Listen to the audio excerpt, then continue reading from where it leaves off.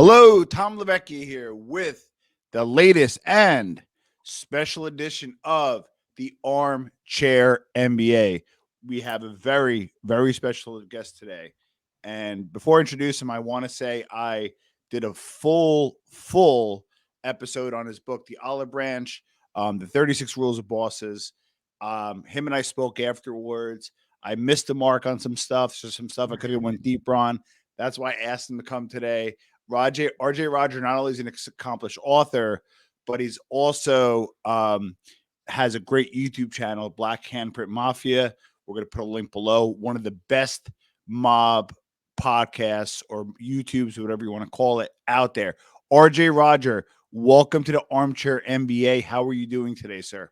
I'm great, Tom. Thank you for the introduction, and thank you for the invite. I appreciate it. I know we've been talking back and forth for a while, so I'm glad we can finally sit down together. And again, you did one of the best I've seen reviews of my book. I thought it was fantastic. I loved it. I shared it with everybody. I thought it was great. God bless. And just so you know, it's an unsolicited review. I'm a fan of the show. We're colleagues, but I'm a fan of his. I'm comfortable saying that. So we're gonna jump. We're gonna jump right in. And what made you write the book, The Olive Branch: 36 Rules of Bosses? Well, so I'm a long time interest in studying the mob. Nice. I grew up watching it every single day because my parents were really big into mob movies, and I grew up in like deep poverty where we didn't have cable or things like that. We just had like old VHS tapes, and we had a VCR and a little television, and I used to just watch these old as a little kid, as a real little kid that probably shouldn't have even been watching this stuff. I used to just watch it. I'd rewind them and watch them again and watch them again. So I just had an early life interest in it. So I was always had an interest in the mob, but never had a plan to write a mob book or do anything in the mob genre. It was just like a personal interest. Yeah. So after I finished college, and I was always into like studying like psychology, and I used to read a lot of like Robert Greene was one of my early life heroes, where I used to read a lot of his work for years. I just studied Robert Greene, like 48 Laws of Power, and some of the works that. Oh, there you go. Yeah, I'm halfway through Laws of Human Nature. I got that one too, sitting up there somewhere. Beautiful. It's a good one.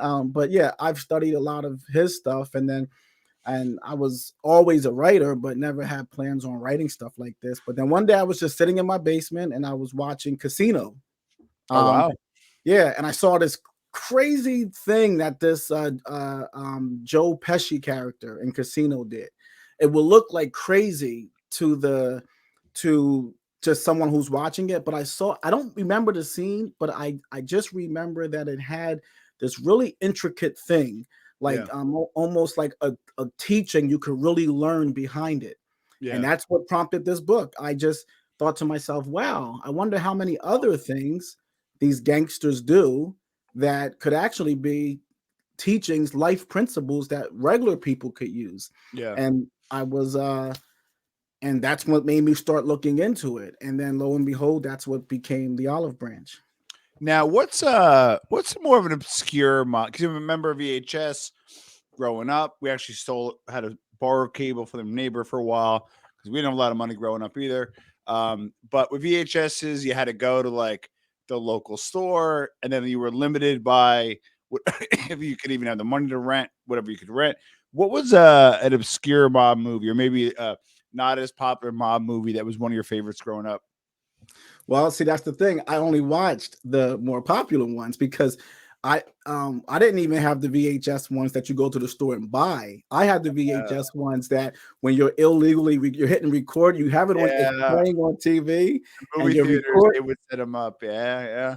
So it was like recorded, and then my family would borrow them from other people. So I grew up. How about this? Nevertheless, what's your favorite mob movie of all time? Probably Godfather 2. Okay. I thought that was fascinating. I thought that was kind of a really good look at um, kind of going back when it had like them coming over from Sicily, kind of Yeah, showed that like the beginning, all like the rags, all the way until the riches. I yeah. think Donnie Brasco's really good because it shows Nice. how the mob kind of more is on a realistic standpoint. People think Yeah, that, at least from my research, I never saw in my research a lot of mob guys were very, very rich and wealthy and driving around in fancy cars and stuff yeah, like that. The bosses, yes, but most people who were in the mob, just as like associate soldiers and even capos to a certain extent, they yeah, lived in apartments. They had the same struggles everybody else had. They weren't these super rich, wealthy guys. And yeah, Donnie Brasco shows that a lot. How you're living in an apartment, you're struggling. Even the capo was struggling to make what he had to turn in. I think he had to turn in 50,000 every month, and they were yeah. struggling to turn that in. So I think that's a good like a good depiction of what it really of more like what it really is. Now, you weren't a casual, like academic kind of guy where you're like, "Hey, I like the mob stuff, and I'll study it, criminology in college." You're over 100 Cosa Nostra books at this point, correct? Oh, I've read, but see, yeah, well, I read a lot. I've read hundreds and hundreds of books in my life, Yeah, but academically, my studies are in business. I'm a business major. yeah, I have my MBA just like you. So I've studied business more. And to be honest, I wasn't even like a kind of guy that really read true crime. yeah, I was more into like psychology yeah. and history and but I have read I've studied the mob, greatly, like deep. Yeah. All right, which Mhm. brings us to the olive branch and the 36 rule of bosses. Just picture the cover. I'm gonna drop a link below. You guys can get it. It's easy to get on Amazon or wherever you get your books these days. And the official title is the olive branch, 36 rules of bosses. And it's a nice quick read. I myself tend to you know uh Laws of Human Nature, great book. I got to chop it up. I have ADD, but your book I sat in one sitting, and again, it's just you're gonna. I just think you're gonna like it. So we're gonna go through each rule, and I want to hear a little bit about like your thought process in each. Maybe we might not like spend as much on each one because it might take a minute, but let's jump right in. Use rule number one: use a skill man to your benefit. All right. Well, I get that from. So if you look at the mustache Pete's versus the what they call the Young Turks, you Yes. had these old time guys that I guess you might consider someone like Joe the Boss Mazzaria. He would have been, or Giuseppe Morello. Those older time guys were like more the must. They called them the mustache Pete's, and Yes. they were associated with being married to the old ways of doing things, how they did things in Sicily and stuff like that. And then you Yeah. have these up and coming guys. And I Yes. talk about, and that, where I talk about what I saw a transformation where they got much bigger, much more powerful was when they were Lucky Luciano, who he was having problems with Don Salvatore Maranzano. He was having Yeah. problems with Joe Mazzaria. And a lot of his early problems I started with them, some of his first discussions were, hey, we want you. You're good. You know how to make money, but I don't want those Jewish guys that you hang out with. And he was hanging out with, Lansky and Yeah. Bugsy Siegel and guys who weren't Sicilian. Yeah. And so what Lucky saw was they know how to make money. These guys know how. He just saw them for their skill set, and Correct. he used that to make himself to enrich himself and make himself more powerful. He didn't see that they're Jewish or they're this or that. He Correct. saw they're skilled. I can use that. He looked at it as a true meritocracy, and that's I think a strong rule in business. The like, sorry. Number two, beware of the kiss. So what I get that the line out of, when Joe, just before Joe Valachi went in and cooperated and did everything that Joe Valachi did, he had a discussion with Vito Genovese, Yeah, and Vito is talking in a very kind of charming, seductive way, but he gave him a kiss at the end, and Valachi took it as the kiss of death. Um, interesting.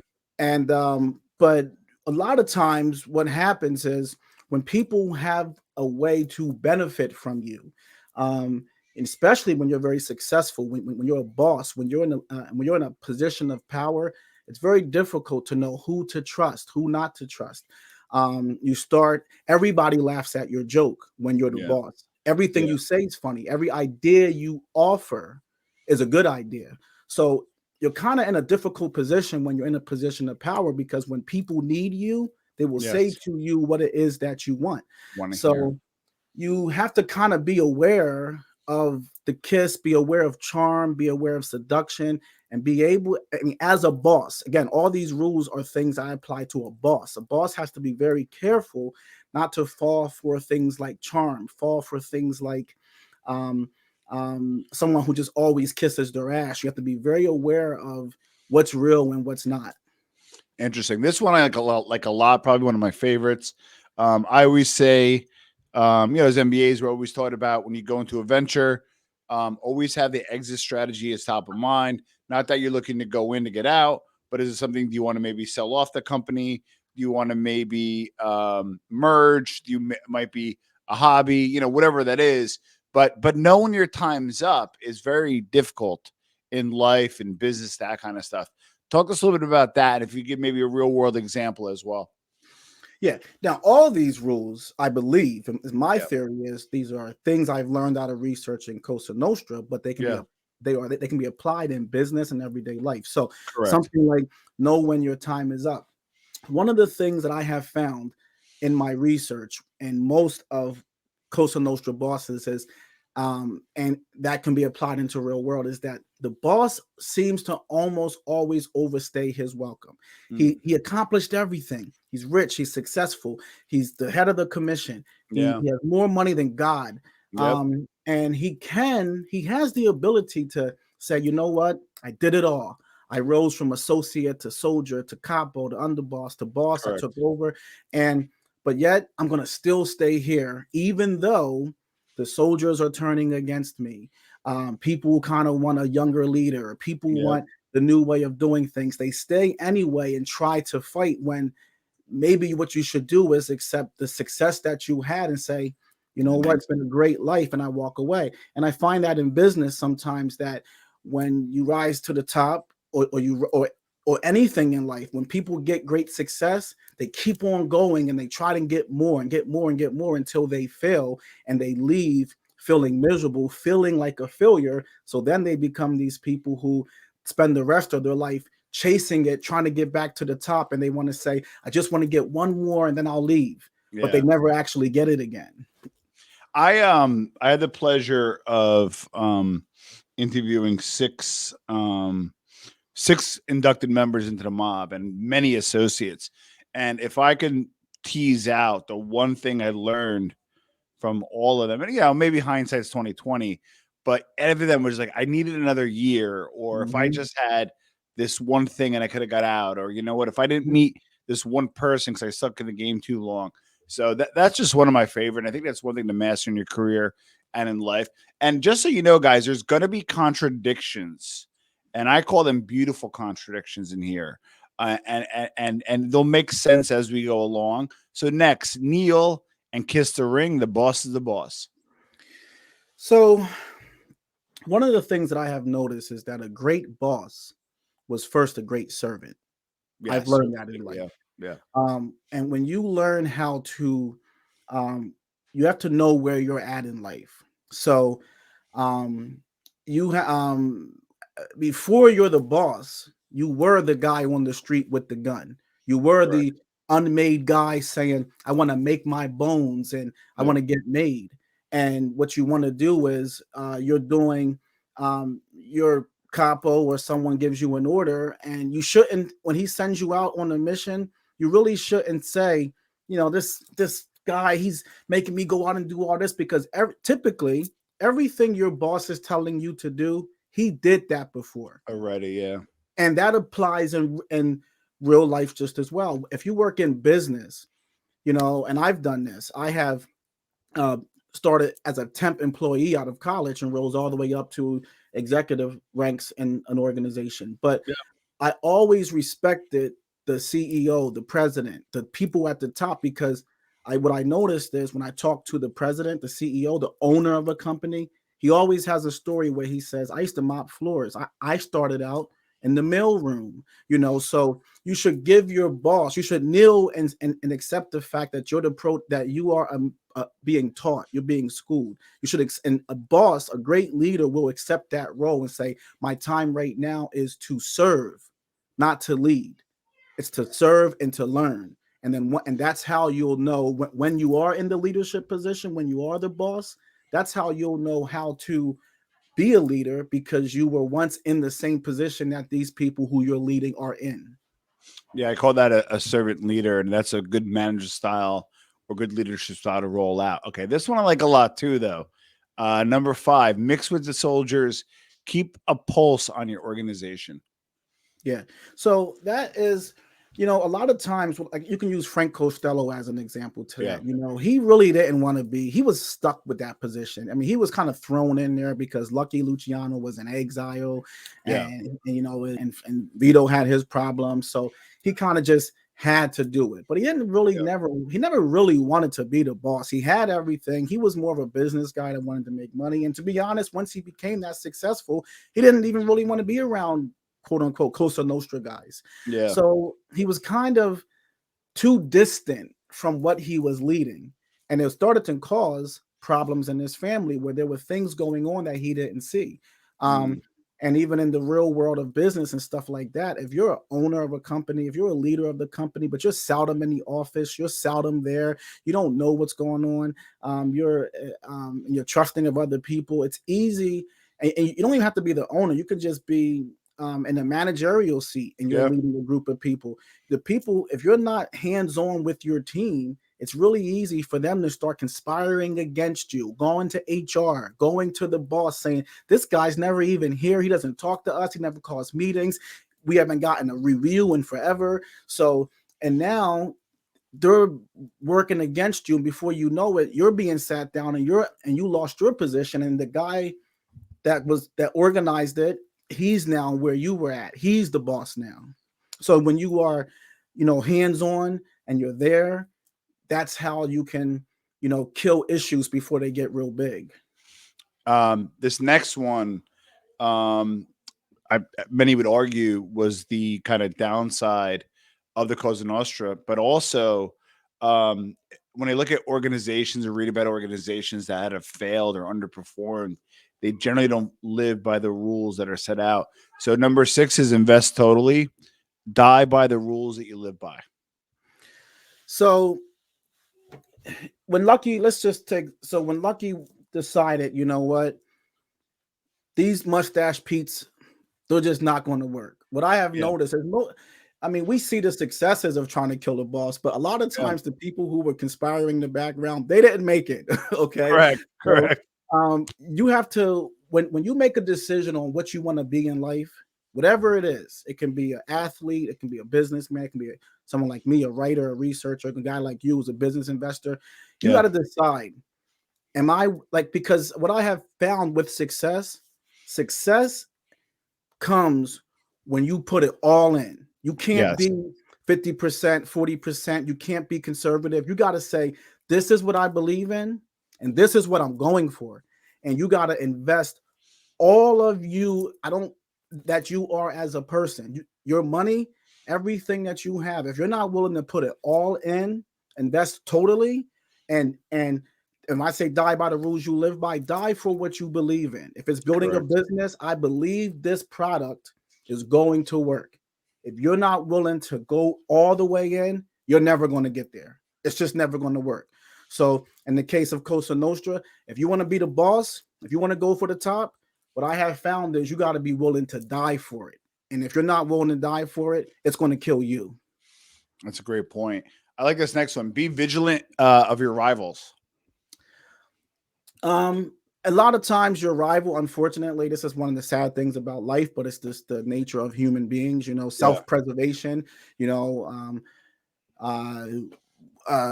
oftentimes the people who are very close to you are going to be the ones that stab you in the back. They're going to be the ones. A lot of bosses were killed by their underboss. Yeah. That's very common. Correct. Typically your enemy is the guy right next to you.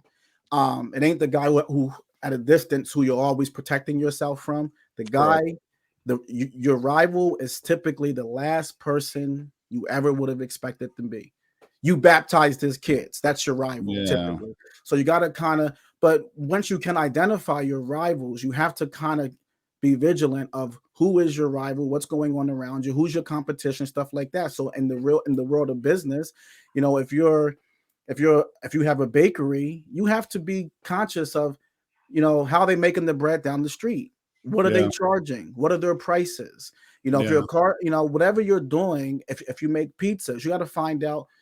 You have to sneak into your competitor's pizza shop, and you got to buy a large pizza and take it home, and you got to taste it, and you got to tell yourself the truth. Is it better than yours? You have to be vigilant on what your competition is, what's going on around you. And if you just think I can sit in my cafe and do my own thing, Yeah. your rival is going to take you over.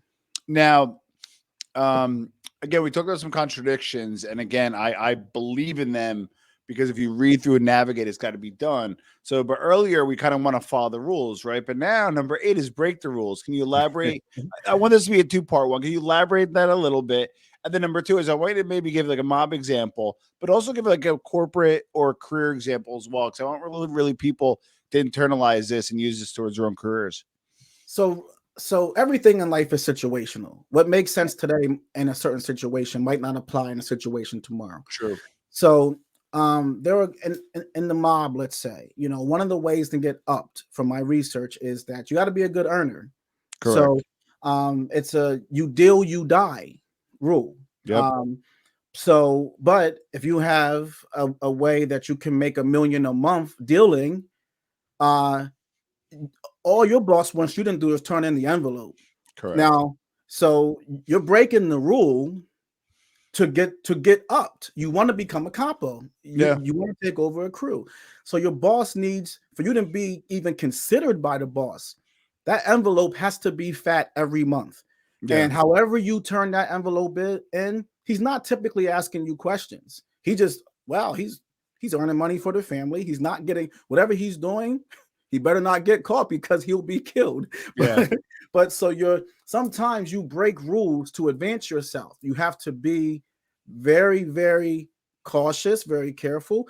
Like there's a rule in the mob that a boss is untouchable. You can't kill a boss. Correct. How do you become a boss if there's only one boss in your family and your goal is to be the boss? And Cosa Nostra, they broke the rules all the time to be the boss. John Gotti killed the boss to be the boss. He broke a rule. John Gotti broke a rule to become the boss, right? So sometimes, you have to, because the rules are designed to protect the boss, but not. So the boss is putting in rules that will hurt, that will kind of keep the people who want to rise up at a safe distance to protect himself. So he's not putting in rules that are overly advantageous to you. He's putting in the rules that are advantageous to him and the organization. Good point. This one is an old school one. I like it. Dress with Dapper Appeal. I can tell you, even just for me as an example, when I'm dressed in, I'm largely a t-shirt and jean guy, but I know my time and my place. So I know that when I'm well dressed, I talk more appropriately. I carry myself. I feel more powerful. I feel more. I feel better about myself. But what I notice about people is we are very much people of our eyes. We will treat a person differently if they look the part, if they look like the boss. The way you carry yourself is how a person is going to treat you. If you walk around in a really tattered way, you're going to be treated that way. If you walk around, you take your appearance very serious, then you'll be treated with more seriousness. And there's never a time, I talk about this in the book, you can be doing a drug deal in the pissy alleyway.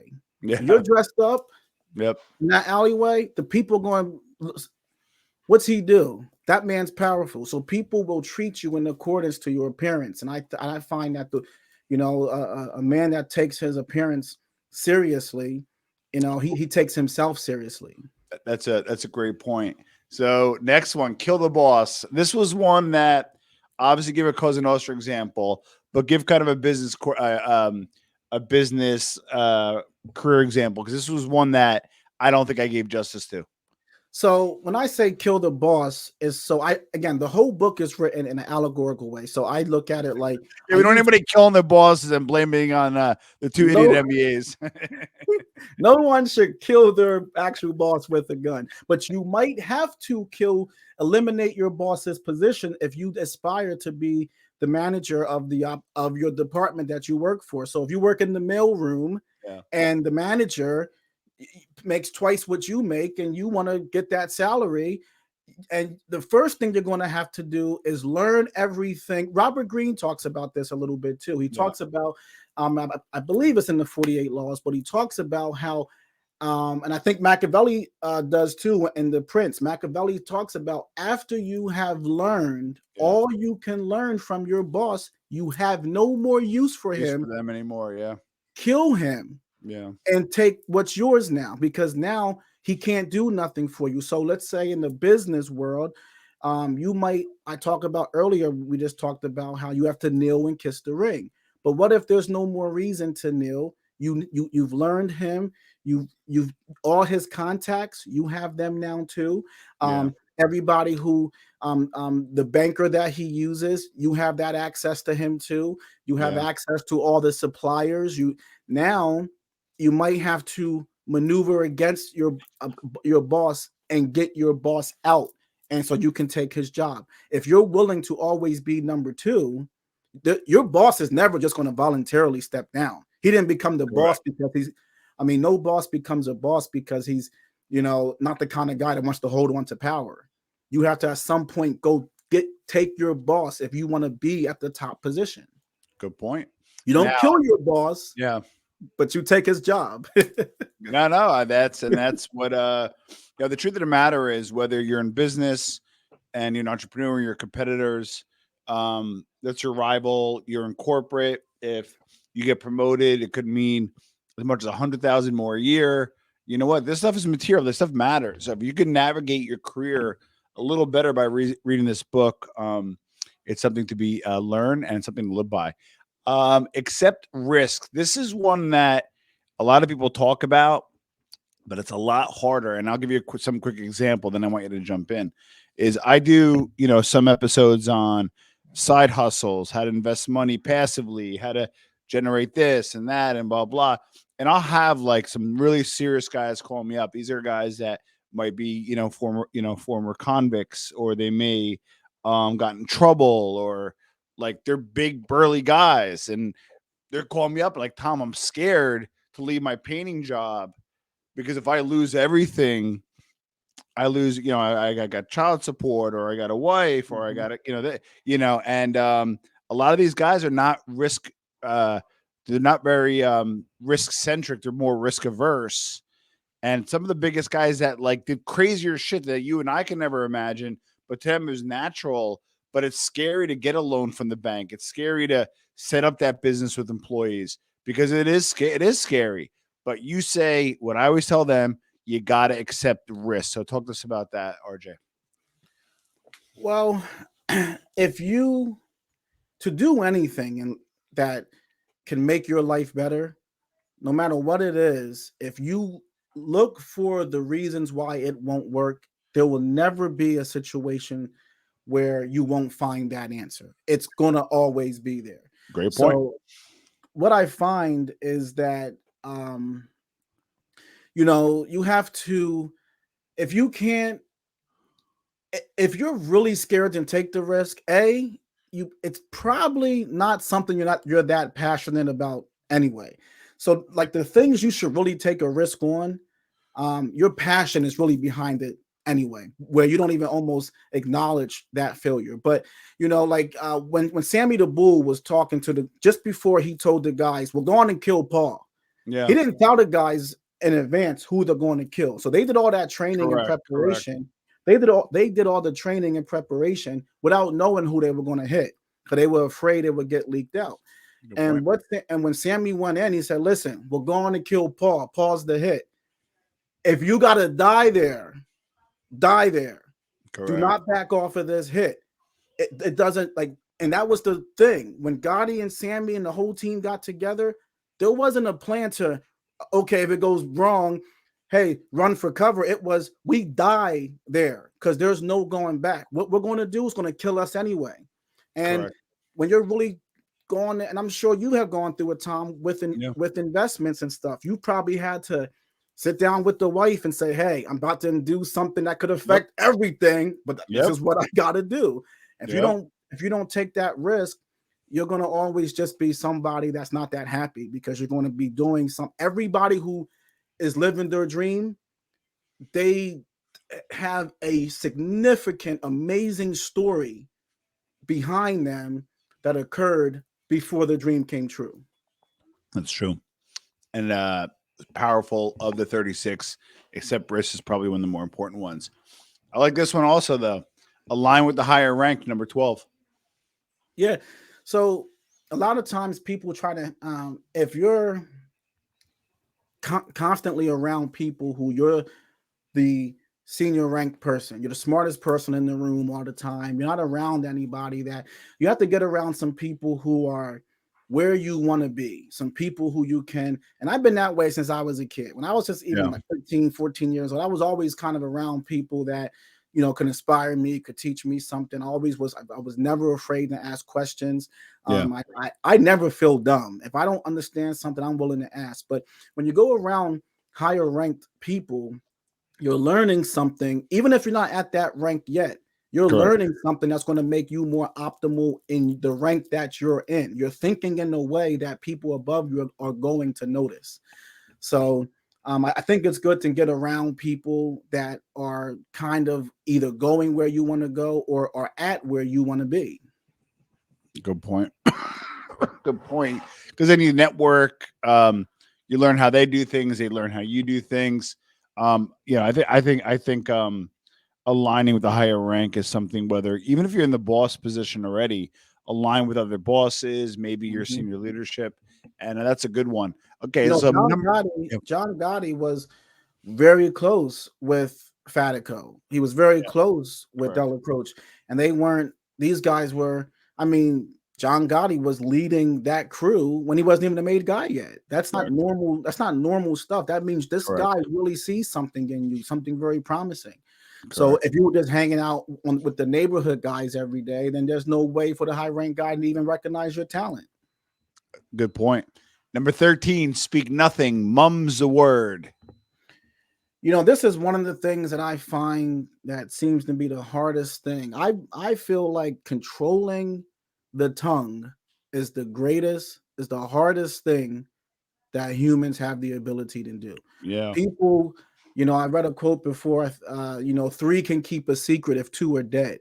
yeah, People have a tough time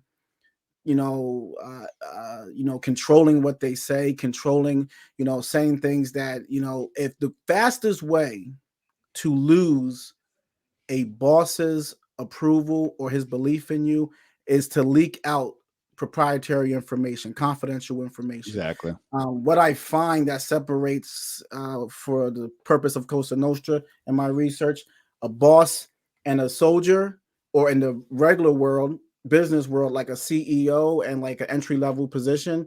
What I find the different is that people in high rank positions are able to keep confident. They can be working on an acquisition that's going to affect 300 people's jobs. I have Yeah, worked in corporations where we were doing offshoring projects where we're going to shut down production and ship all the jobs overseas. yeah, And there's people who know, a small group of people.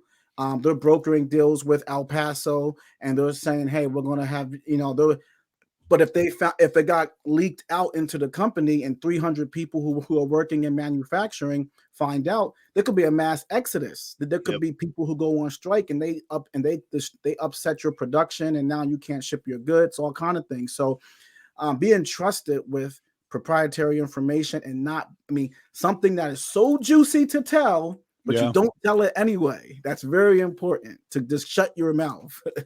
That's a great point. Now you get into the big spot. You're running a team. You're running a company.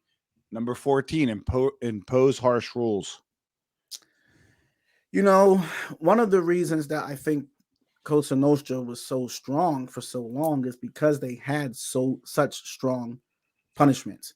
Yeah, Um, there's no coming back from death, and they had, exactly. and a lot of the rules were very simple. You do this, you die, and it Correct. wasn't just like you hit me. It was things as simple as, oh, you violated a man's wife, you slept with this Yeah. woman. So the rule was always, you know, there was never a rule that if you do this, we'll put you on the shelf. They made it Correct. harsh intentionally. You're dead if you do this. Correct. And I find in business or in the real world that the same kind of strict, people will push the envelope as long as they can push it. So Good point. if you don't impose harsh rules, you're going to have a tough time keeping order. I think that's why we're in this informant boom now, where people Yes. will inform and they'll cooperate and then live in the same house, stay in the same neighborhood, Yeah. go do shows and stuff like that, be on TV, because they don't fear the mob coming to kill Good to point. kill them. Yeah. Good point. That's actually a really good point. But also, you want to avoid routine. Number 15. Yeah. So a lot of times when someone is when you're doing things, Vito, when they Tom Rayner, there was a guy named Yeah. Tom Rayner. Canary. Yeah. He was he was the first guy that he preceded Jaime Lucchese. Gagliano. Oh, Yeah, Galliano. Yeah. yeah, Yeah. he preceded Gagliano, and Lucky really liked him. They had a good relationship. Yeah. He talked about this, that he was an honorable Italian, a very good man. Yeah. He was cultured, had heritage, but they had to find a way to start a war so Mazzaria and Maranzano would eliminate themselves. Yeah. So he had to, and what they knew is there was some stuff going on with Reina, and if they killed Reina, both factions would think that The the other other one guy did it. did it Yeah. because Reina was making a move to someone else, so it was kind of in the middle. It was enough going on to make both people think Interesting. the other person did it. But what Tom Rayner did is every week at the same time on the same day, he had dinner at his aunt's house. So they knew how to easily kill him. He goes to his aunt's house every Thursday at Interesting. 7 o'clock. So he was Interesting. walking out of the house. He even saw Vito and said, "Hey, Vito, how you doing, man?" And Vito Yeah. just shot him right in the head and killed him. Jesus Christ. So That's you actually don't want. a really good one. So my point is, if somebody is ever going to come against you, they will use your routines to plan how they're going to do it And bring it down. Yeah. and bring you down that way. So, yeah. That's a good one. That's a really good one. Keep a stash. And it's interesting. When I interviewed Sammy, um, number 18 is good up there as well. But number 16 was Sammy said it, keep money on hand. So when you have opportunities, you have the war chest to make moves and execute. So number 16, keep a stash. Money speaks every language. That's Tom, I read an article not long ago that said the average American, I think, has less than $800 in this, and like 70% of this country has like less than $800 or something in the bank. Ouch. Yeah, like they live a lot of the country now lives hand to mouth. People just spend everything. They have no cash reserves. So when they get into a bond, I can even speak to me when I was younger. Yeah. I just spent it Yeah. all, Yeah. and you don't. But then as you get older, you start thinking, man, I gotta have some cash around for emergencies and stuff like that. So what the Correct. mob, when Paul Castellano was arrested in the 85 commission case, the last thing on his mind was paying the $2 million bail. Yeah. I can pay Correct. the bill. When Lucky had his problems, he just, here you go, Yep. here you go, here you go. So you have to have cash around because problems will come. And that's in anything. Again, a lot of these rules, I believe you can apply them in real life or not. If you own a home and you have no cash reserves, what are you going to Correct. do when the water heater blows? What are you going to do Correct. when you get a hole in your roof? A Yeah. good opportunity arises when someone says, "Hey, I have this great idea that you can invest in if you would like," but you have no cash. So it's always good to have, there's never enough cash that you can have around. It's a great point. This one is this one's good. Number 17. Loyalty is a canard, which means rumor. Show none, expect none. Well, canard has a couple different meanings, but a canard is like a lie or Okay. or a false belief or like something you can believe and it's not really like it's an untruth. So Got a it. lot of people believe in, oh, this person is so loyal to me. This person, again, most people die by someone who they trusted. Most True. people are betrayed by, there wouldn't I mean, a enemy can't betray you because you didn't trust them in the first place. Good point. The only person that can betray you is someone who you trusted. Um, Loyalty, it's nice to believe in it, but Yeah. oftentimes a lot of people seem to be, if you live, especially a powerful person, if Yeah. you subscribe real hard to that, you're probably going to be somebody that again, Tom Rayner was very, again, just before Tom Rayner got shot in the head, he waved at the guy that shot him because he saw his friend. It was Yeah. his friend outside the house, and he just said, "Oh, Vito, hey man, how you doing?" And then your head comes off because there was someone needed to advance themselves, and typically humans, again, protect thyself. Self-preservation is how a lot of humans are. I'm loyal up to you meet my price. Yeah. I like that one. Exactly. Exactly. Well, the next one, and we're at tough times, but Sammy highlighted this as well in our interview. And because I asked them, now that you have a media team, you have a team, what do you do? And number 18, pay your soldiers well. I find that, you know, so part of the reason that people starting to become unnerved with Yeah. Frank Costello, why they starting to become unnerved with Paul Castellano, the Yeah. underlings, was they felt like the boss has everything, and you keep telling us we can't go out and make money, or we can't go sell these drugs to make some money. We can't, you're taking too much. We're over here starving, and you got it all. Yeah. So I find even if you take a little bit less profit, Yeah. you're saving you're saving by having long-term followings, people who are around you for a long period of time. Yep. When you got to keep replacing people, there's a lot of cost associated with that. Yep. Even in business, I can tell Yep. you for me in business that it's better to, if you have an employee that makes $40,000 a year, Yeah. and they want 45,000 and you or 50,000 and you tell them no and they leave, Yep. and now you have to hire somebody else. That Yep. person is now a all the all of the um training, associated Yeah. with onboarding and all of the quality problems that you're going to have and stuff like that. You pay for that money. I mean, when you have the high turnovers and stuff, Correct. you're not helping yourself. You're hurting yourself. Good So point. you pay people well. They'll work with you long term. They feel like they're getting their part. They feel like want them to be prosperous too. Yeah. I always say if like somebody works for you, and you don't want them to have a side job if they don't need to. You want them to dress well, you want them to provide for the family, you want them to feel about good about their well-being. And it's also, I don't know, maybe it's an ego thing. I look, it's also representative of me. If you're an Yes. employee, you're representative of Tom Vecchia.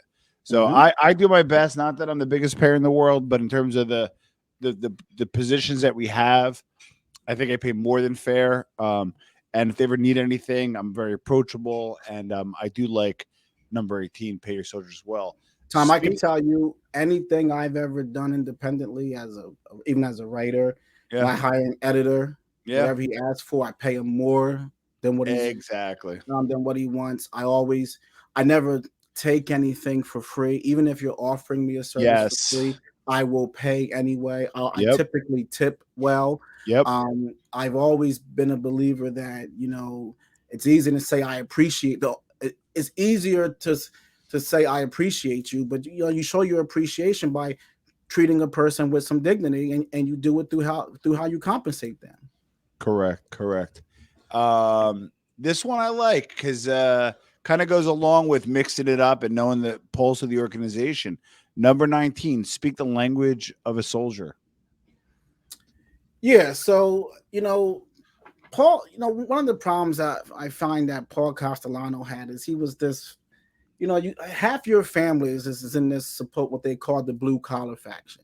Yeah. You got guys coming up that had a eighth grade education. You Yeah. got guys who, they're hard knock guys that come off the street. And here you are talking about, hey, I read this article in the Wall Street Journal last night. Like Yeah. you're speaking, like you have to know your audience. You have to know who Correct. you're speaking to. When you're speaking above someone's head, you're confusing them in a way that they're distrusting of you. So you have to know how to communicate. If you're leading gangsters, Yeah. okay, you have a whole 100 gangsters who are following you. They want to believe that you're one too.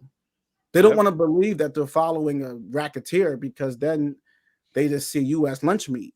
I can just skin him and I'll take over. So you Correct. want to have the ability to, and that's what Vito Genovese was to that family over Costello. Costello he didn't speak the language of his soldiers. He was a great guy. I got his picture right there. He's one of the Yeah. guys who I really like. Yeah. He's one of the ones I really respect a lot. But he didn't want to. You're leading a enterprise that's a criminal enterprise, and Good point. you have to speak to the language of the people who you're leading, or they're not going to follow you. Yeah. You're not And gonna the find. same in business. Yeah. Exactly. And the same in business. I have a high rank position and professionally, and I know when there's a way that you talk when you're in just in my whole professional career. There's a way Yeah. you talk when you're in the boardroom, and there's a way you talk when you're on the shop floor, and you have to understand, who you're talking to. Sorry. Good point. So there's a little residual cough going. Number 20, take it to the mattress. When it's time to kill everyone. So there comes a time where there's a lot, you had all the meetings you could have. You tried to do things the best way that you could possibly do it. Yeah. You planned. It's not working. There comes a time where you got to when it's say, you know what, it's time to desperate times call for desperate measures. And when Correct. you make that decision, you don't stop halfway. So when like in a sense of Cosa Nostra, when it was time to kill, when it was time for war, it's Yeah. all out. There's no Yeah. more negotiations. There's no more peace. It's we're hitting the mattresses. We're going to war, and we're not going to stop until there's a winner on on one of these sides. Yeah. And it's really the way it is, even in our personal life. If you got problems and that you have to resolve, or you have a problem with someone, or you have a problem in business, or you having a problem with a supply chain or something, you have to go the whole way, and you have to you know fight until you succeed. You saw a lot of this in 2008 during the downturn, 2010, where people had to, these businessmen had to do things that they never thought possible. They did mergers, they came together, Yep. they took prices that they didn't want to take. They took it to the mattress. They said, hey, we're either going to go bankrupt, or we're going to come up with a way to stay open. Yeah. Got to do something though, because our backs against the wall, and it's time to go fight. It's time to go figure out, knock on doors all day. We got to get a new account. Yep. I got 18 staff members, and I lost 3 major accounts. I'm going to go cold call every day until you have to go, and that's your only way that you're going to be able to keep going. Good point. And kind of go scorched earth when you have to. Number Yeah. 21, be honorable. Your word is your bond. Yeah, so the easiest thing, the hardest thing to build, and the fastest thing to lose is your reputation. Yeah. So once you become known for something, it's very hard. It's very very hard to wiggle out of that. If When you're known for being a certain way, you can try for years and years and years to change that belief about yourself, and it's just extremely difficult. Yeah. So I find, as just a principle that you can apply anywhere in the mob, in real life, on street corners, on anything, um, you will get ahead much faster by being an honorable, disciplined, kind person. Those people who are just negative all the time, always end running, always gaming and stuff like that. Yeah. They don't, and I come up in a troubled life. And I Yeah. could tell you that there were like drug dealers that used to come over to the house when I'm a kid. And there were these guys that were, listen, if you don't got the money by Friday, I'm gonna, they were these kind of guys but those guys ended up dead. Those guys ended up in jail. Those Yeah. guys ended up in a lot of trouble. But the people who kind of took a more honorable approach to how they conducted themselves, that was their saving grace. It seems like being a bully all the time and being a tough guy all the time and an argumentative person all the time has like a success attached to it, but it typically causes more problems than it causes success. Great point. Now, this is one that in business and in life, there is pain. Number 22, take your bullet. Pain is to be embraced. So I don't know if there exists, most bosses were on the street, took a beating before, gave a beating, been shot before, been stabbed, been cut, been beat up by 10 guys, got hit with baseball bats. They took their pain, they took their bullet, and I mean, Lucky had a big scar across his face, and a lot of that's the process to be what you want to be. There you will feel pain, but you have to just accept in that process that, oh man, that hurt, but that's what the boss went through too. That means I'm on the right track. If you don't take a bullet, then you're not then it's likely that you're not fighting in no real way to get somewhere. So like in the business world, if you're starting a business and you made it to the end of the year and you broke even, you should be celebrating that, because a Yep. lot of businesses lose money the first year.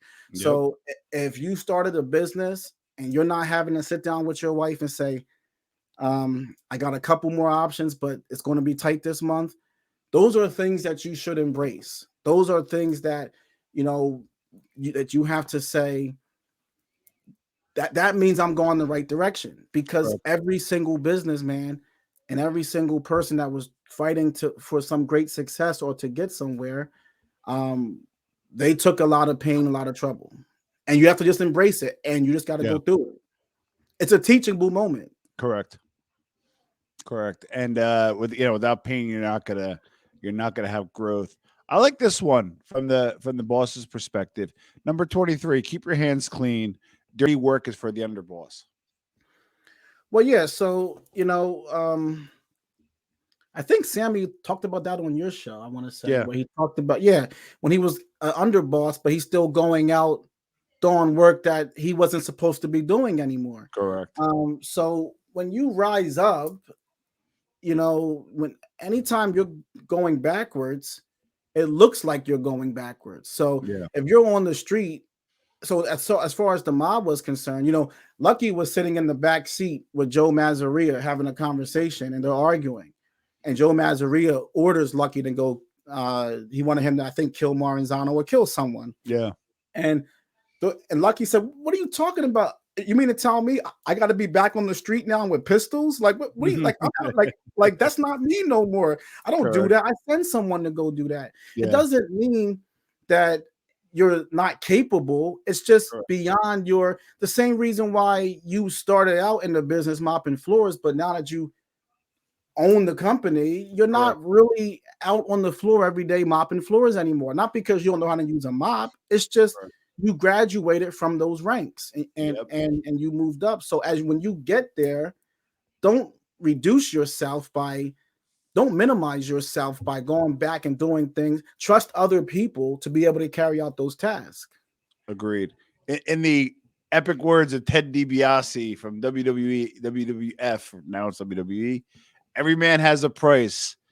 Find it and pay it. Some of this stuff sounds terrible as far as humanity is All right. concerned. That's right. That's why we like it. But I try to look at the world for what it is, not for how I would like for it to be. I know how I would like the world to be, but I also know how it is. And correct. A lot of times people have been bought. They've sold out their best friends. They've sold out their partners. They've done things.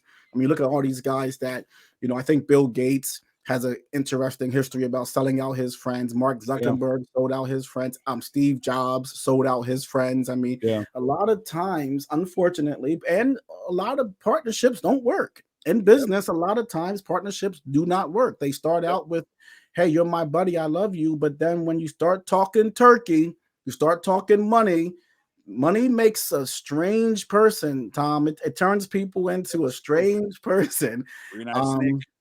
So yeah. Yeah, and on top of that, you got to be leery too, right? So like if you have a team and somebody works for you, if they're willing to jump ship for Sammy talked about this, for $2,000-$3,000, they're probably not the right person. Don't get me wrong, if somebody gets 25, 30, 40,000 a year more, and they're on your team. Now, if they're loyal or if they don't care just about money, they'll come to you and say, listen, I got another opportunity. I got paid a lot more money. What should I do? Right. Yeah. Versus if somebody's willing to leave for a very little amount of money, you're right. People will leave. Now, I want to make a point that finding a person's price isn't always just money, because a rich man is not oftentimes enticed by money. Good point. When I say find, every man has a price, find it and pay it. Some people's weaknesses could be a woman. Somebody's weakness could be an it's unending. So you find out what a person's, weaknesses are. What's a person weak for? Excuse me. And you use that to get what you want. So Adam Smith was this guy, this great invisible hand, the economist. Yeah, Adam Smith, and he wrote this great book called The Wealth of Nations. I'm not sure if you ever read it. Yeah, so of course it required reading. Oh, there you go, an MBA student. So, but Adam Smith is kind of responsible for modern day capitalism, right? Yep. But one of the things he talked about is that wealthy people who have so much, an easy way to to get their money to take care of their social need is to give them what they really want is recognition and praise and glory. So when they say, thanks to you, we can send all these kids to college, and we want to put you on, give you editorial, and we want to award you in front of all these great people, and we're going to put you on TV. But you can't go to a billionaire and say, hey, I'll give you another billion if you do this. So you find what can you give him to get what you need from him? And that's how it is just in the game of life. It's just you have to keep finding out what it is that a person's weak for. Correct. If you need something from them, supply that need, and then there you are. Good point. I like this one a lot. Number 25. Take what's yours. Greatness is seized, not given. Yeah. I find that those people that sit around and wait, it's never going to come. Yep. Look, in this world, the squeaky wheel, it gets grease. That's right. Yeah. So you gotta go out and you gotta take it, and that's it. When you want something, you gotta take it. No one is. I mean, you got some noble people, sure, but most people are not looking to give up their position. You gotta take it if that's what you want. I can tell you, even with me, with this book that we're talking about, the Olive Branch. I independently published a book. I put my own money into it. I paid my own publishing fees and did all that. But I wanted it to I wanted it to be successful. I wanted it to be published by a major Yeah. publisher, and I literally worked for 4 years. I sent that. There isn't there isn't a noteworthy man, Mm. Tom, in this Yeah. country that I didn't send a copy of that book to. I love it. I I sent the love book it. to everybody in Congress. I sent the book to everybody, you know. So, Love it. but I had the the desire meant so much for me that I worked it until I found someone to help me. So it took me 3 or 4 years. It Yeah. took me a long time, and then fortunately now it's good. We're republishing it. I got a God big bless. publisher. I got a really big. I got a traditional Big Five publisher. I got God a bless. man. Yeah, I got a great book packager, the top book packager in the world. Nice. Top designers. I got the best editor in the world. I got all the best people now helping me. So the book's being republished, as I talk Nice. about it on my channel a lot, called The Don. So I'm republishing the book this year called The Don. It has 7 new chapters and stuff. But Oh it wow. didn't just. But yeah, so you know, the funny thing is when you reviewed the book, you said, "I wish it had more stories and Yeah. more." That's all. So we added in. That's what we added into the book. So the new book coming out will have all these great stories and stuff like that. So it's being published a little bit different. But my point is, um, it wasn't. If I just sat back and just waited for somebody to come say, "Oh, I'm gonna," you know, hey, well, no, I had to work it. I had to like work for years to try to get help with the book to put it into a bigger platform with bigger Correct. names. So, And that's an accomplishment itself. I know publishing is a tough game. oh god, Um, well, number 26. When you shoot the boss, shoot him in the face. that's one, and that's the only one that you, I think Got you, wrong. I got wrong. I don't know if you, it was just no, you got it right technically, but it just has Yeah. a little bit more of a figurative meaning. So what I mean Yeah. is this: is that a boss will respect you when you give it to him straight. You know, Yeah. one thing that, you know, ranking people don't like is a lot of fluff and bullshit. You Yeah. know, they don't, that's the easiest way to turn them off. They don't get as, you know, they're more straight shooters in the sense. So your boss was you at a time. So if Correct. you're a soldier and you're talking to your boss, you're not a, you can't be a boss without being a soldier first. Yeah. So he knows how you think. He understands what you are. You should not, and in the business world, if you're a secretary and you're talking to the owner, you know, you're the owner started at the bottom also. Yeah. He came out of poverty. He worked his way through graduate school, got his MBA. He took a loan against his house, put Yep. the house up, and put the money in business. He lost and he stressed every day for 10 years to make the business profitable. He has all of his assets tied to the business. He went through all the pain you could go through. Yeah. um, you should have enough respect for him to shoot him in the, you know, to give it to him straight, shoot him in the face. So in the mob, just before they killed Mazaria, Yeah. before they killed Tom Rayner, before they killed Maranzano, Lucky ordered it. He got to get it in the face. Yeah. That's the rules. He's a boss. Yep. Dying in Cosa Nostra didn't really mean that much. It's almost like it's just part of the Yeah, like a process. rite of passage. Yeah. Just part of the process. But if you were killed in a cowardly way, Yeah. sleeping, laying down, someone shoot you in the back, a boss Yeah. was such a serious thing in Cosa Nostra Correct. that he should be killed with honor. Shoot him in Good, the head with his eyes open. A good boss point. deserves that respect to not be snuck up on and killed. So Lucky said he's got to get it in the face. Shoot him in the face. He deserves that for what he has given to our life, for what he has given to our culture, for our heritage. He has to get it with in a way of respect. So that rule just means give your boss respect. Give him what Yeah. is due to him. Don't talk about him in the hallway. Don't Yeah. sit in the bathroom with Sally and say, "Oh, this mother, whatever, he's taking all Yeah. the money for himself." Don't talk in the dark of your boss's ear. If you got something to say, go have enough respect and say, hey, can I talk to you? And he'll respect you more for that. Good point. So that 20. rule just means Yeah. have, Good. have to be a respectful person to your boss. I like that one. I missed that one, and I think you explain it in a better depth. That's why we wanted to have you on. Number 27. The end justifies the means. Again, that sounds terrible, but Hmm. it's how a lot of these people live.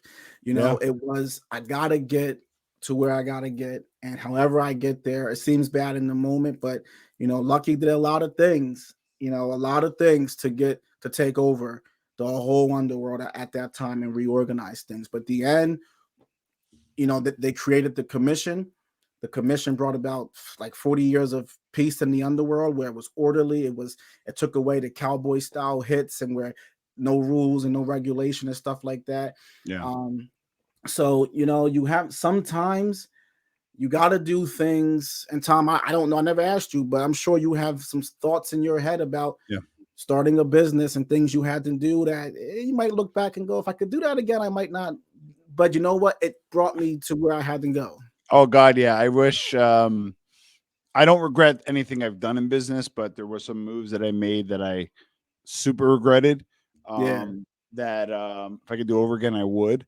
yeah, But short answer is, yeah. I think about it all the time that if I made this move or I made that move, it just kind of, sometimes jams me up. yeah, So, but that's an easy, well, not an easy one, but and justify the means. But sometimes you got to do things that you normally don't like to do to get things done. So I like that one. One thing that I think is missing these days, obviously, we're going through something that's a little kind of against community, working decentralized, Zoom, etc. But nevertheless, there's a need for number 28, build relationships. yeah. And that's one of those things I think that people, the truth of the matter is, it's especially like what I find a common trait in leaders, like real leaders, they sometimes get in like, but the immature leader, Yeah, the young leader, the young ambitious, I should say ambitious, not leader, yeah, ambitious people that are intelligent and smart and stuff, but when they're young, they seem to think they can do it all themselves. I don't yeah, need anybody. I can do it myself. I know I've suffered from that myself in my own pursuits of things that I wanted to try. yeah. Is that, oh, I don't need no one. I can do it myself. But what I learned is you do better with a team around you when you got Correct. people who are that are smart and intelligent and have been through the process and stuff. So building relationships, having partners, having people who you can work with and get ideas from, it'll advance the ball. You will advance the ball further with a team than you will by yourself. That's a great point. And I care what you say. You need relationships. You need colleagues. You need connections to this day, no matter what. Now, I like this one. Look, I think a lot of content creators should listen to this one. Number 29, respect your public. you know, that's and the con. Oh my God, is that the truth? People don't, as content. Since you brought up content creators, I'll go down Yeah, that direction. Um, a lot of content creators, what I notice that they forget sometimes is that the viewer, without the viewer, there is no content creator. correct. So they are the important person. I've heard you before, Tom, talk about how you study your analytics Yes, and you will pivot with one immediately. Correct. immediately. That means that you are very conscious of your audience and Yes, your attempt. Even if you fail, yeah, your attempt is to give them what they want.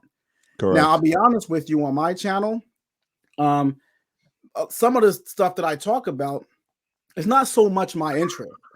It's Yeah, not. It's not so much that this is what I want to talk about this week. I try to correct. make videos that it seems like that the audience wants to hear about. Correct. So, um, but now in the sense of the mob, what I have noticed is that the public was used. Um, that they used the public. So when Lucky Luciano first got deported, Yeah, he went back to his hometown and it was ravaged from the war. There was a disaster over there. yeah, And he built this big movie theater that he paid for so yeah, that people could have a place to go watch movies at. yeah. Gotti used to shoot fireworks off and give out Yep, hot dogs and do stuff like that. yep. Commonly, you see it's in almost every gangster movie. The big time gangster in the neighborhood does turkeys, gives out turkeys and stuff around Thanksgiving time and stuff like that. So what Correct. what they were doing, and is they were getting the public. when Gotti got convicted, the whole outside the courtroom was his public fighting for him to be free. So, he was using the public because he knew he would need them one day, possibly. Keep the public on my side. It's harder for you guys to come after me if the people are with me. Just like Pablo Escobar did in Medellin. Yes. People, government look for him. People don't want to help.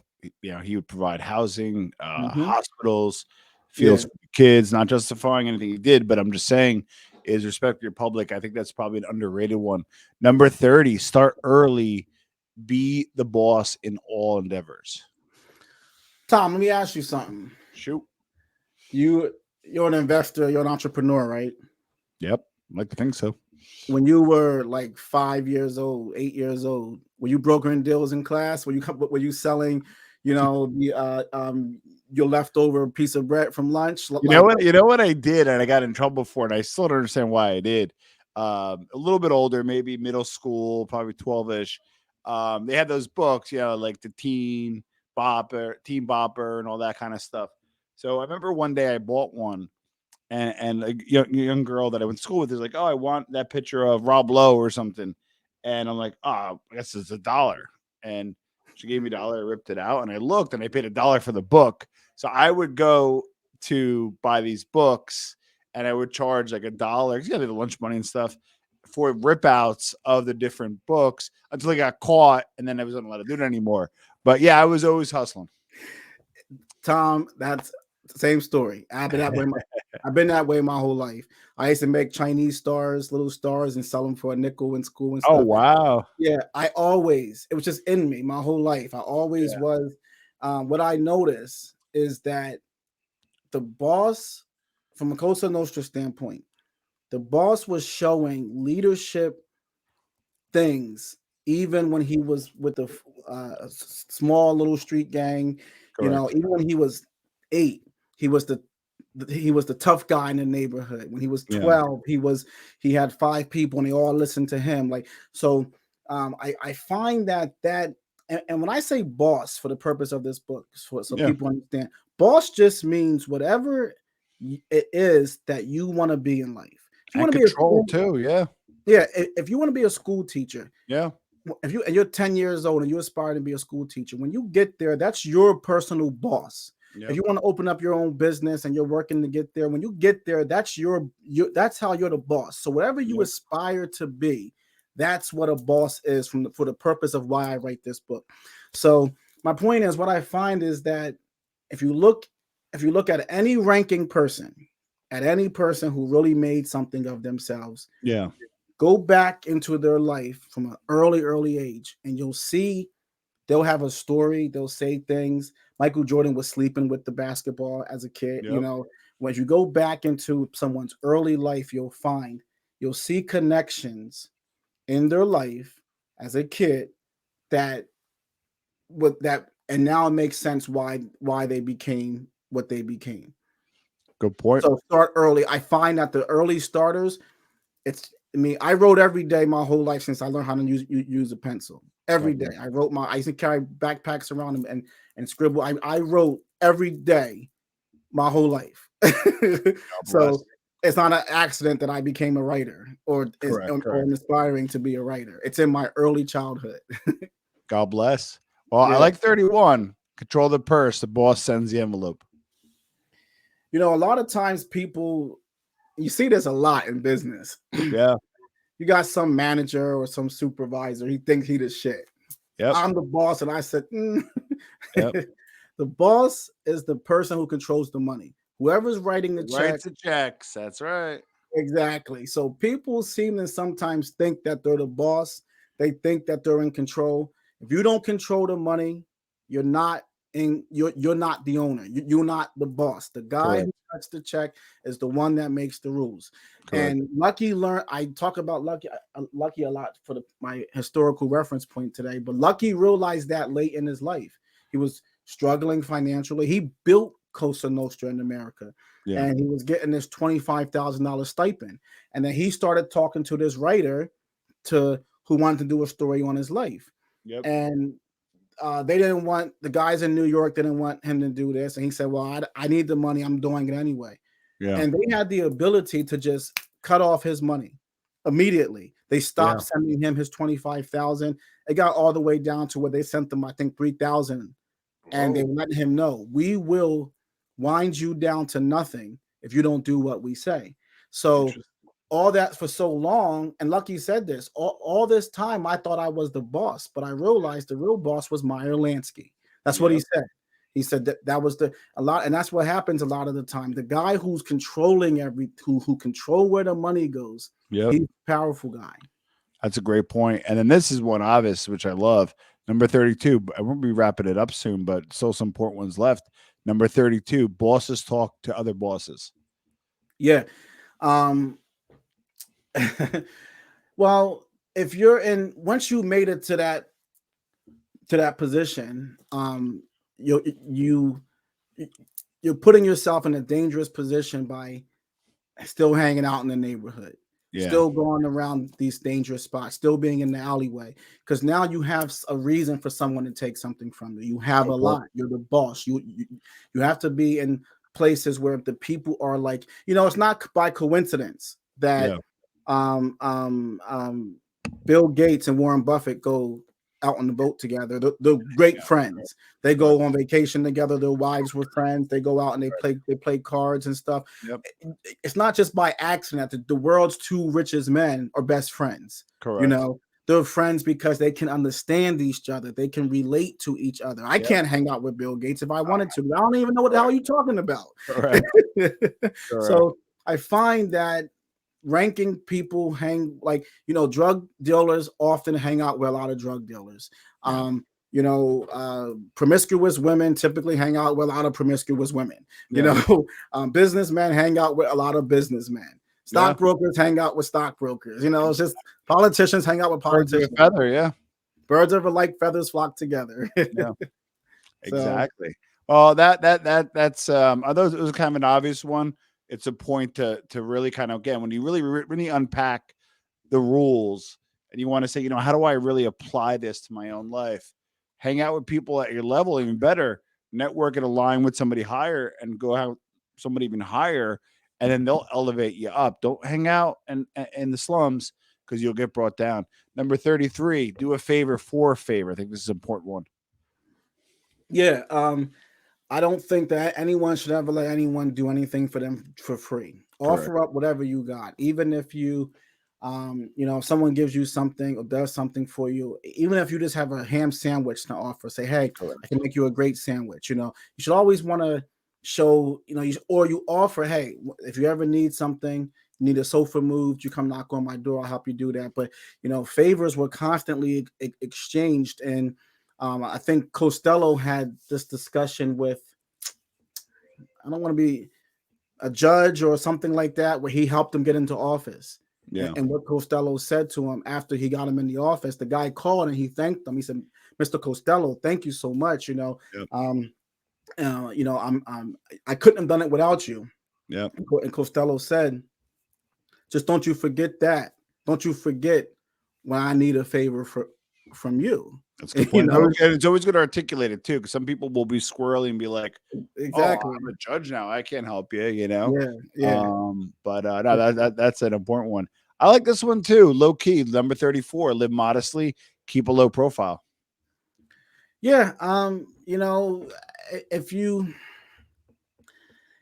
a lot of what you have, if you have a lot, the truth, and you should recognize the fact that a lot of people don't have a lot.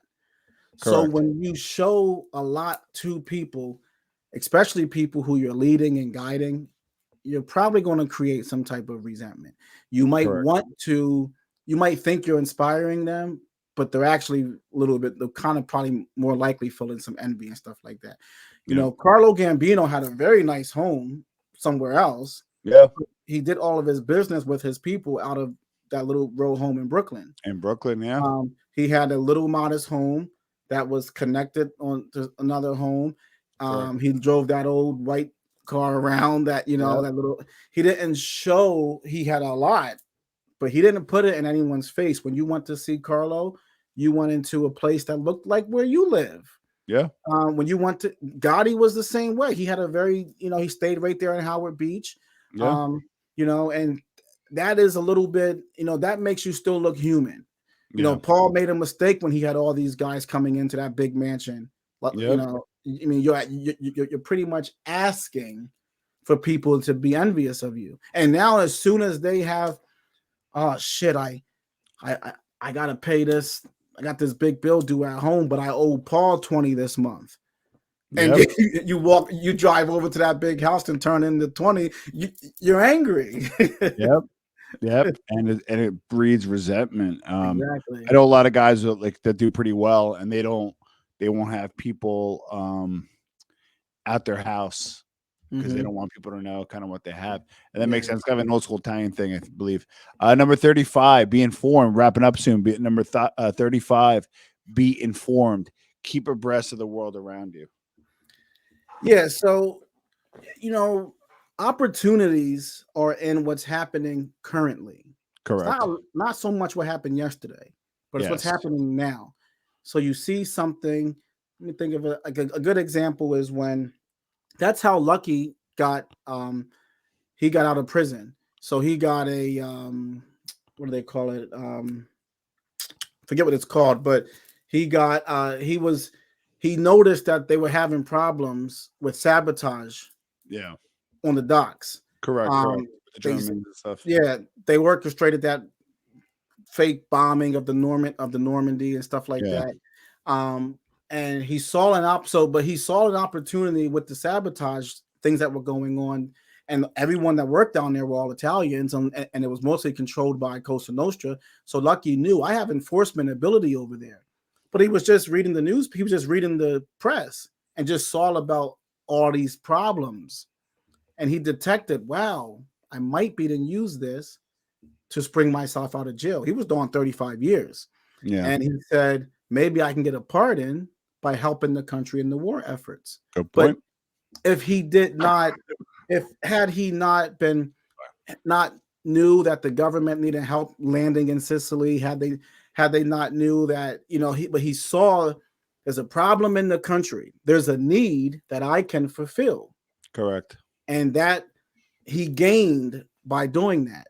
So, if you don't keep up, I mean, people should keep up on the news. People should keep up on what's going on with inflation right now. You should keep up on this stuff with Ukraine and Russia, because it will affect the economy. If you're a businessman and Russia goes into Ukraine and they cut off, and then the US or Europe issues sanctions and they cut off their oil supplies and stuff like that, that could be a major impact on U.S. markets. And if you're a businessman that has all your money in these certain stocks or in a business where you have to bring your goods in through tariffs, through the border and stuff like that, you can be really lose everything because you're not paying attention. So you have to kind of pay attention on what's going on around you, or you're not.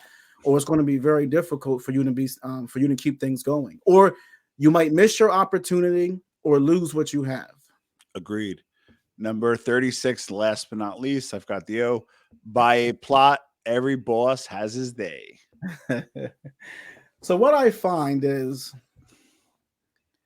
of all the bosses, and my book's written researching the 5 families. I only use the 5 families to study this stuff.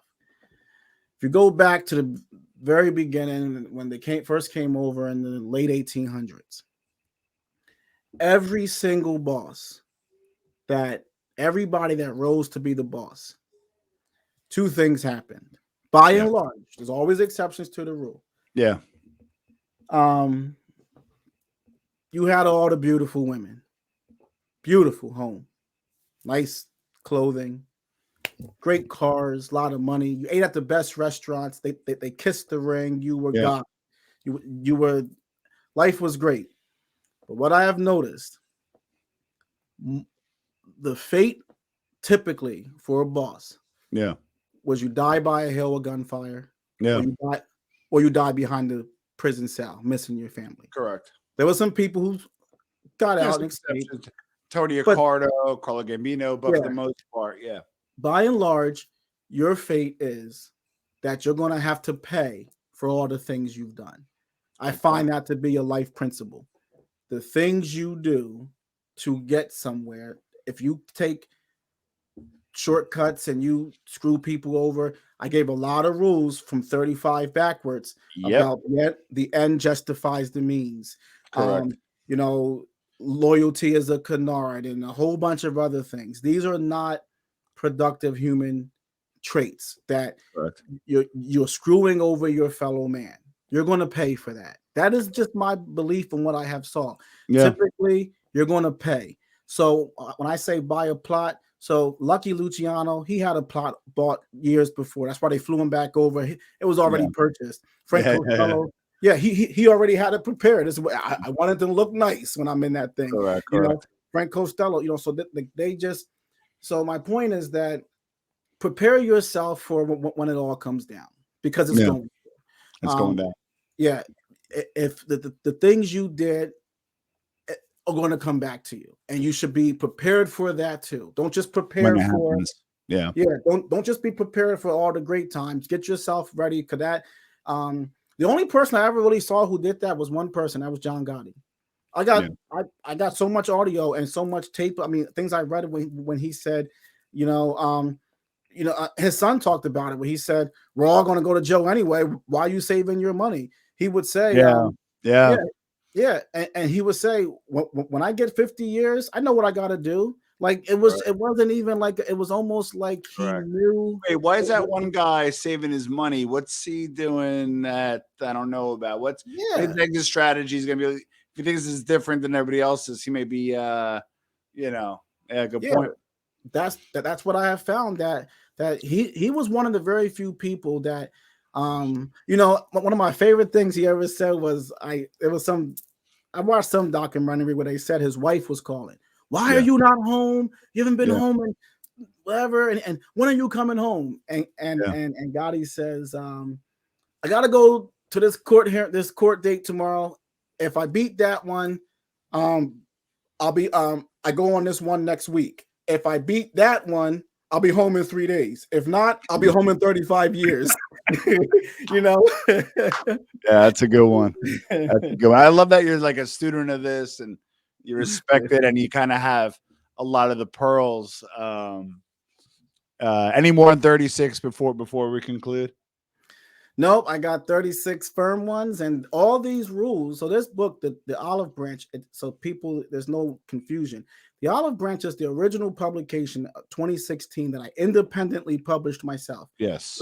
the book is being republished as a book called The Don 36 Rules of the Bosses. So it's the same book with 7 additional chapters.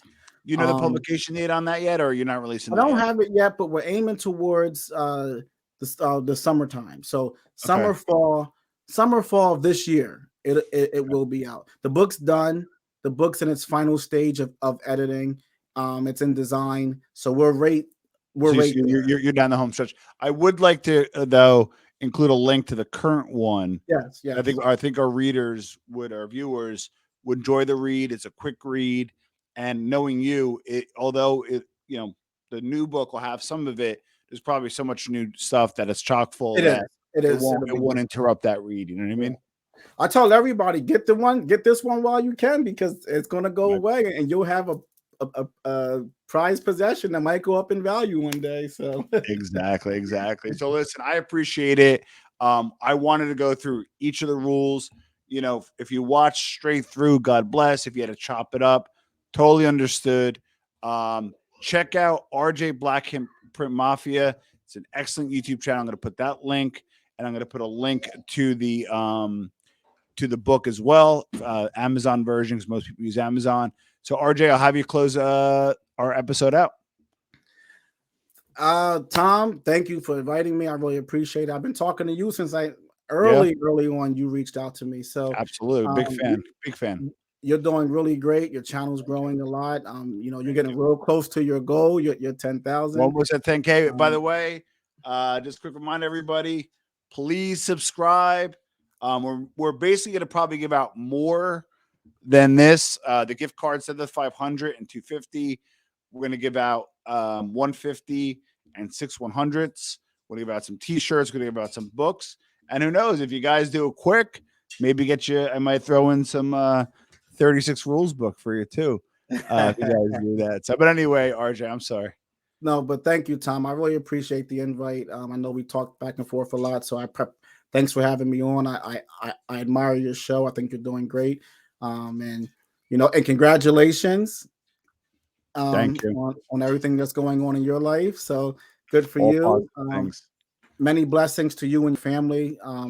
And I wish you health, positivity, and I always have the same recommendation to everybody. A negative never creates a positive. Positive, doesn't create a negative. You be positive, you be uplifting, you treat people well, you do the right thing in life. Correct. That's the way to go. I'm a big believer in that. And, so that's I always tell everybody that. Love everybody, treat people the way you want to be treated. Carry yourself with some respectability. It's real easy in this world today to be an asshole. But the talent is in being able to be cool-headed and be a gentleman in spite of how ugly and cruel this world can be sometimes. Great point. Black Handprint Mafia. Check out my channel. That's all I got. Thanks, guys.